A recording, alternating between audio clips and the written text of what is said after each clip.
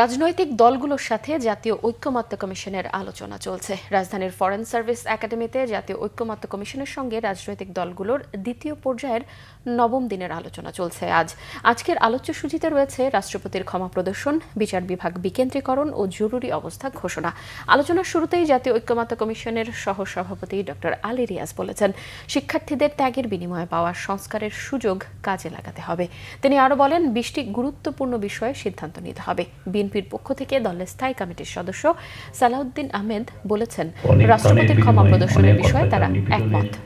মোকাবেলা করে এবং একটা সম্ভাবনার জায়গায়, সুযোগের জায়গায়, যে সুযোগ অতীতে আসেনি সেখানে আমরা এসেছি, এই সুযোগ হেলায় হারানো যাবে না। এই সুযোগে আমাদের যতটুকু সম্ভব আমাদের সকলকে, প্রত্যেককে ব্যক্তি হিসেবে, দল হিসেবে, জোট হিসেবে, নাগরিক হিসেবে সেই ভূমিকা রাখতে হবে। আমরা আশা করি সেটা আমরা সকলে সবসময় মনে রাখি এবং সেভাবেই অগ্রসর হই।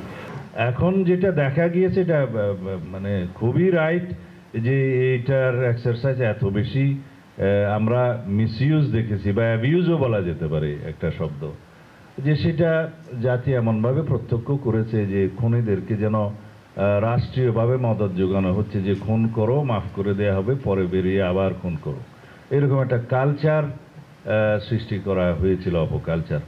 রাষ্ট্রপতির ক্ষমা প্রদর্শনের এই বিষয়টি যে আইনের মাধ্যমে নিয়ন্ত্রণ করার যে প্রস্তাবগুলো এসছে, এগুলোর সাথে মোটামুটি একমত।